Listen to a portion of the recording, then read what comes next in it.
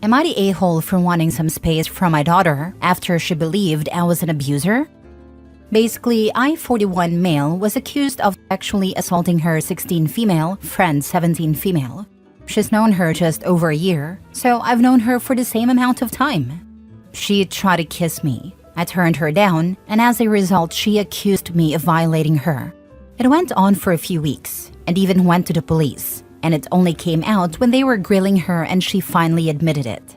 She was victimized, but it was her mom's boyfriend, and she went with accusing me because I was the safe option or some nonsense like that. When my daughter found out at a time, and I was being investigated though, she cut me off. Basically, didn't even want to talk to me or see me. I tried to pick her up to come over, but she said she didn't even want to see me. My ex wouldn't even let me in the house. Even she believed it. And her brother, my ex-brother-in-law, physically beat me and removed me from the house because I wouldn't go until I seen my daughter.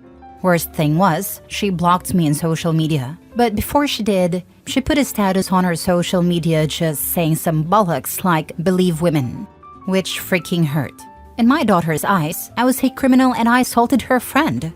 So now it's all came out and I'm cleared. She rang me up to say she wants to come over to talk. But I said no, I don't think it's a good idea. It hurt me when she didn't believe me, so I want to just think for a bit until I forgive her. My ex then rang saying how hurt my daughter is because I won't forgive her. She tried to apologize too, and I told her I don't accept her apology either, and that I don't want to talk to her either. They're not stopping texting me though, and my daughter tried to come over and was banging my door asking to come in, crying. I pretended I wasn't in. Am I the a-hole for wanting some space because I don't know if I can forgive her yet? Edited to add because people keep on asking, why were you alone with a 17-year-old? I wasn't really alone with her. They were both staying at my house. I went for a wee in the middle of the night, and she was waiting outside a toilet door and scared me a bit coming out. I laughed it off, and she basically lunged trying to kiss me. I laughed it off, told her no, and went back to bed. I didn't really pay it any more attention, and truth be told, forgot about it. Now for the top comments. How are you holding up? Please take care of yourself. Truth be told, not very good. This happened to me, but accuser was my friend's now wife, who got drunk off her butt, cheated, then told everyone I drugged her. And that's why she did it. Blood tests proved she was just drunk, while cameras showed her leading some dude into bar toilet, and me nowhere to be seen. She was dumb enough to post on social media, and police ran a talk screen a day or so later, and pulled camera footage. It's been 15 years, and most people that know still believe her cause, hey, believe women, and I'm some predator that drugged her. I threatened legal action. Her and her husband did attempt to apologize once after deleting all social media posts about it. I asked for an equal Facebook post to the one blaming me. They declined. Things got heated and it got a black eye. I've refused to speak to them or any of my old group of friends since.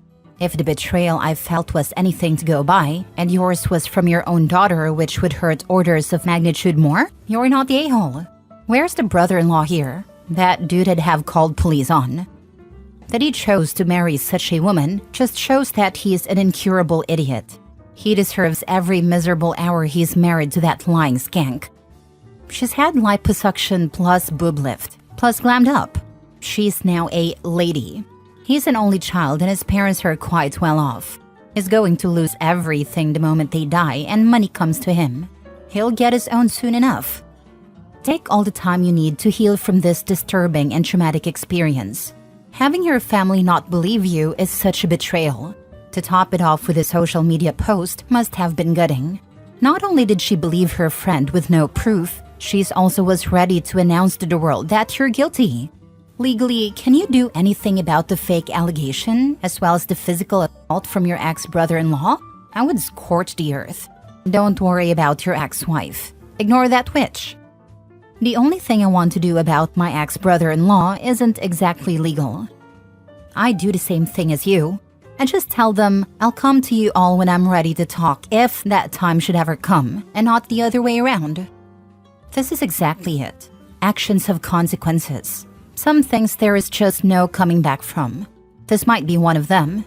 It's sad because they may be the end of their relationship. People will now likely not believe the friend's actual trauma because she lied about OB. She has made her own situation worse and made it worse for other victims. It is hard enough for victims of SA to come forward, but lies like this are the reason people question crimes like SA in a way they'd never question burglary, etc. She will learn a very harsh lesson, and OP and his family are suffering for nothing. Now for the mini update. I've messaged her saying basically I'm still too hurt to want to talk, and I need time and space. And then I'll let her know when I want to get in touch. I also said I still love her, despite not really being sure if I should say that, when I am not sure if I can forgive yet. I've also messaged my ex, saying to make sure she or my daughter don't contact me again until I'm ready. Not heard anything back yet, but hopefully I won't. Someone on here said I should look into a holiday, which really isn't a bad idea, so I'm currently looking into places I can go for a week or so, and might book some time off work. Next story. Am I the a-hole for refusing to drop the charges against my adopted dad's ex-stepdaughter? Long story short, I was raised by a single mom in crushing poverty until I, now 44, was 13. My mom got remarried and I was eventually adopted by her husband. He and his family were like winning the step/adoptive family lottery. Literally changed my life. As far as I knew, Dad's nephew and I were the only children in Dad's family. Years later, I found out more details. Dad was married and had a daughter, Ashley, now early 50s. When Ashley was 14, her mom filed for divorce and moved in with her affair partner. She told Dad she had been cheating their entire relationship and he wasn't Ashley's biological father. Her affair partner had been married their entire relationship, and when his wife died, he wanted Ashley and her mom to move in. DNA testing was expensive and not common for paternity at the time, but Dad was excluded as Ashley's father by blood type. Ashley's mom had known since shortly after her birth that Dad wasn't her biological father because of their blood types. Ashley and her mom moved in with affair partner and his children in the home he had previously shared with his wife. They requested that Dad neither pay child support nor have visitation. Ashley was 15 or 16 by then, and she wrote Daddy a letter asking him to leave her alone and let her build relationships with her biological family. He did as she requested, and they never reconnect as father and child after that. As far as I know, they never spoke again. Ashley's mom wanted a quick divorce and property settlement. Dad got the house and contents. Ashley's mom got cash. I barely knew Ashley existed until Dad died. Dad's will specifically mentioned her, denied her as his biological child. I'm pretty sure he was never removed from her birth certificate, and expressly stated that she was to get nothing from his estate. When she got notice that she was disinherited, she contacted me. Initially, she was very pleasant and asked if she could have some heirlooms that her mother had left behind in a divorce. I wasn't necessarily opposed and asked her to send me a list of items. She never provided a list and wanted to come look around and find stuff. I declined. Over the past 5 years, she has become increasingly more aggressive and volatile. Turns out, affair partner wasn't her biological father either. His family had a bit of money and paid for DNA testing in the early 1990s, after Ashley was an adult. His parents and grandparents wouldn't pay for her college or include her as a grandchild in their wills without proof she was biologically related. She wasn't included in affair partner's will because she wasn't his biological child. She is very angry. She feels cheated. She has no idea who her biological father is. Her mom swore on her deathbed that affair partner was her dad, and the DNA test was wrong. She leaves me alone for a while and then starts showing up at my house and job, ranting and carrying on about how I stole her life, her inheritance, her childhood home. She refers to me as the replacement. Eventually, I involved the police and she's been charged with remaining after forbidden and/or disturbing the peace 10 times. She escalated to property damage, and I finally had grounds for a restraining order. She violated it multiple times and was charged with misdemeanor violation of a protective order a couple of times. The last time they charged her with a felony. Now she's worried that the felony could impact her job. She wants me to drop the charges. Am I the a-hole for refusing to drop the charges against her? Now she's worried? Now, after all of this, not the a-hole. Don't drop the charges. OP, if you let her off again, she's only going to escalate. She's finally about to suffer a real consequence, and that has her scared, but not remorseful about what she's done. Also, you didn't do this to her. She did it to herself. She had plenty of warnings. Not the a-hole. She's stalking you and it's alarming.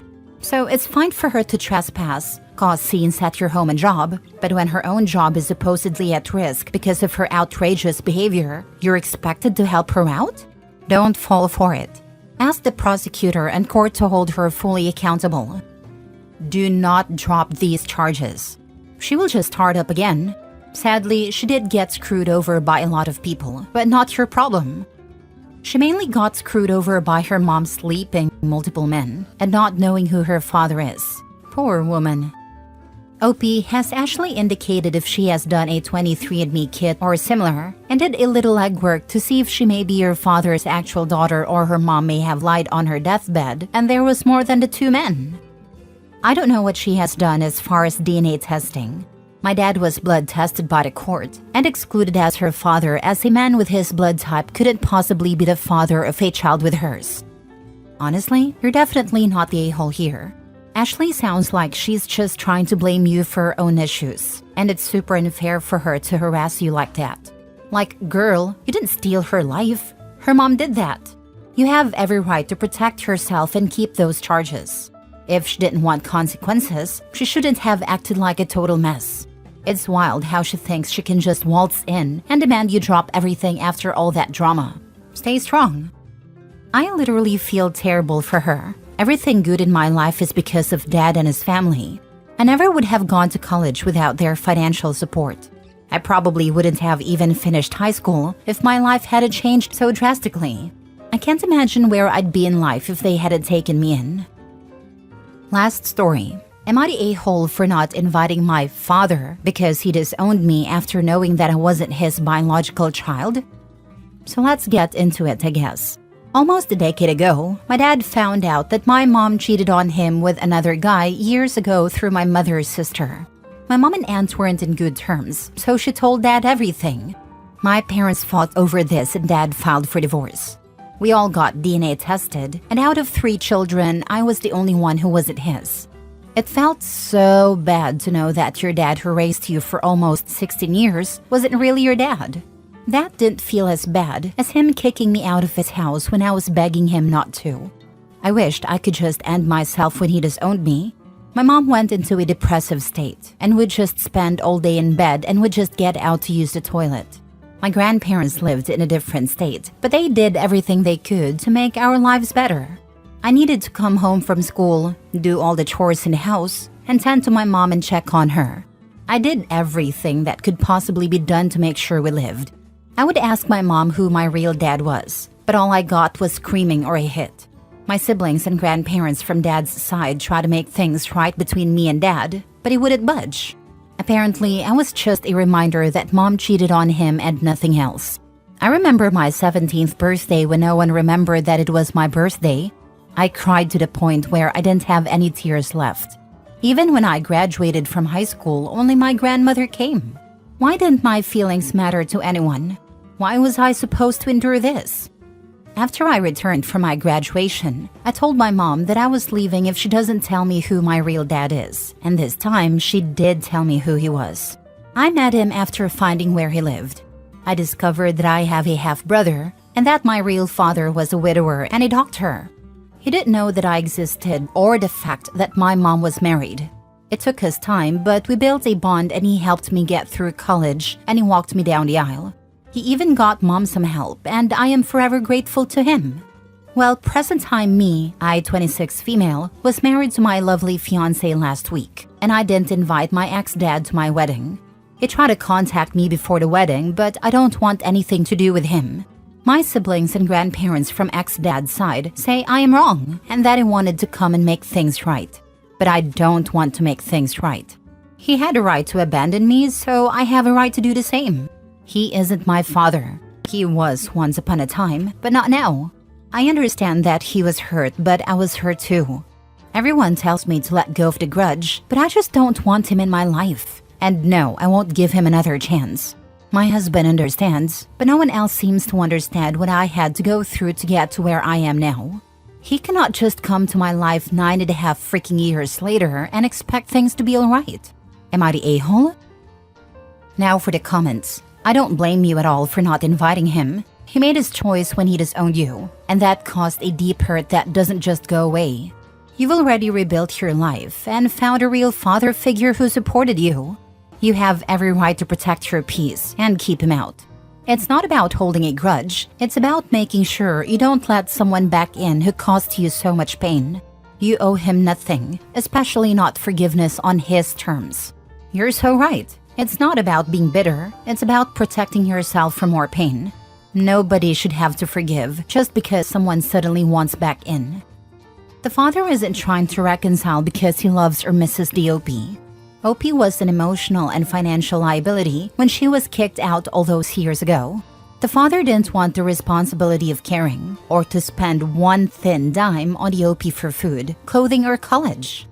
Now that OP has been to college, has a nice job and a nice partner that could help feed and drive the father to his doctor's appointments when he gets too old to care for himself, suddenly the OP is seen as a genuine asset.